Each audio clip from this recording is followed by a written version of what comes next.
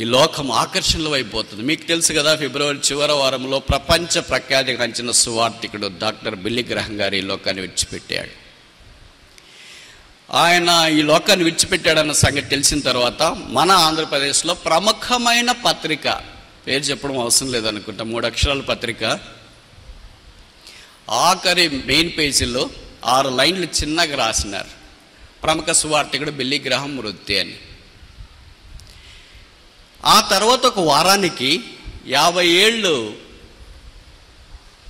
నటి, వెండి తెర నటి, దుబాయ్లో హోటల్ రూముల్లో చనిపోతే ఆ తర్వాత ఆమెను గురించి అదే పత్రికలో, మిగతా పత్రికల్లో కూడా మొదట 6 పేజీలు, వరుసలు కాదు,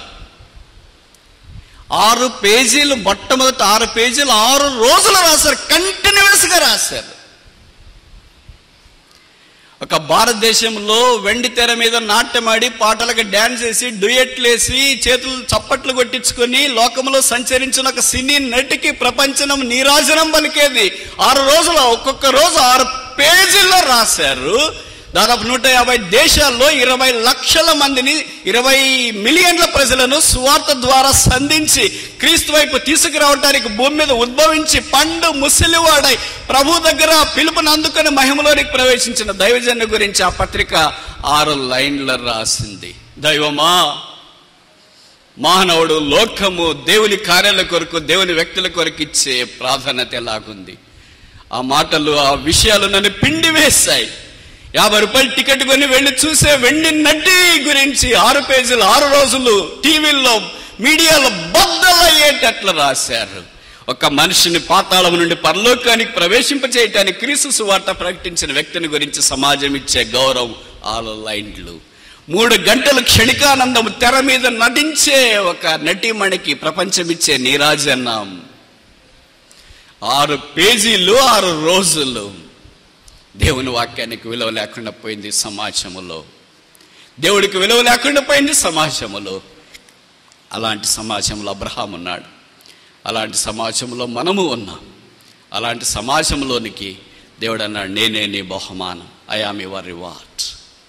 అందుకే బిల్లీ గ్రహం గారు చనిపోక మునుపు బాగున్నప్పుడు ఆయన డైరీలో రాశారంట, ఓ దినాన నేను చనిపోయిన తర్వాత పత్రికలు, ప్రముఖ పత్రికలు, మీడియా, ఫేస్బుక్లు, ట్విట్టర్లు అంత పెద్ద పెద్ద అక్షరాలతో బిల్లీ గ్రహం గారు చనిపోయారు ఆయన ప్రకటిస్తారు, don't read, don't tell, don't share.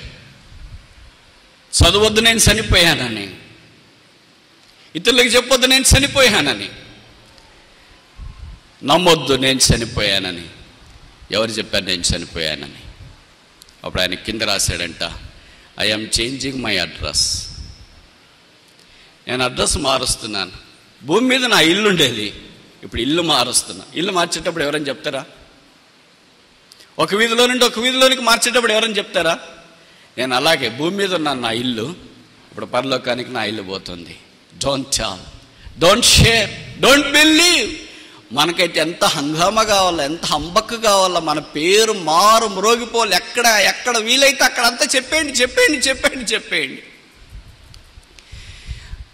ఆయన చనిపోయిన తర్వాత ఆయన గురించి అమెరికాలోని పాస్టర్లు ఇలాగన్నారు, ఆ భక్తుని యొక్క మరణం ద్వారా 3 విషయాలు దేవుడు ప్రపంచానికి సవాలు విసిరాడని. మొదటిది ఏంటంటే, రక్షణ లేని క్రైస్తవులు ఎవరైనా ఉంటే రక్షించబడటానికి ఆయన మరణము దేవుడు వాడుకుంటాడని. రెండవది, రక్షించబడి దేవుని కొరకు నిర్లిప్తంగా ఉన్న విశ్వాసులు ఉంటే ప్రభు కొరకు తిరిగి ప్రతిష్ఠించుకునే అవకాశం ఉందని. మూడవది, నిరాశ నిస్పృహల్లో పరిసరలో ముందుకు కొనసాగలేని విశ్వాసులు ఎవరైనా ఉంటే తిరిగి ప్రోత్సాహం పురికొల్పు తెచ్చుకొని ఆ దిశగా వెళతారని. ఇది వాస్తవం. ఖచ్చితంగా ఆ దేవుని సేవకుని ప్రభువు తీసుకున్న తర్వాత అమెరికా, ఆ చుట్టుపక్కల ప్రాంతాలు, భారతదేశంలో కూడా చాలా స్థలాల్లో దేవుడి 3 విషయాలు నెరవేరుస్తూ వచ్చినాడంటే తప్పు కాదేమో.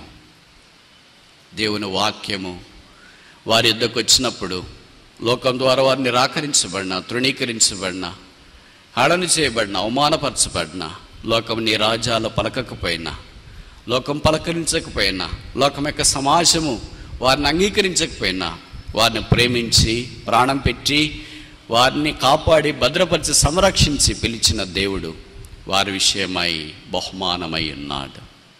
ఇది మన సంగతి కూడా అలాగే ఉండొచ్చు. లోకం మనల్ని పట్టించుకోకపోవచ్చు, మనం ఎవరికి తెలియకపోవచ్చు, మనల్ని ఎవరు జాలి చూపకపోవచ్చు, మనకెవరు బహుమానం ఇవ్వకపోవచ్చు. కానీ మన బహుమానం ప్రభువే. నేను నిన్ను ఆశీర్వదించేదను, నీవు ఆశీర్వాదముగా ఉండు.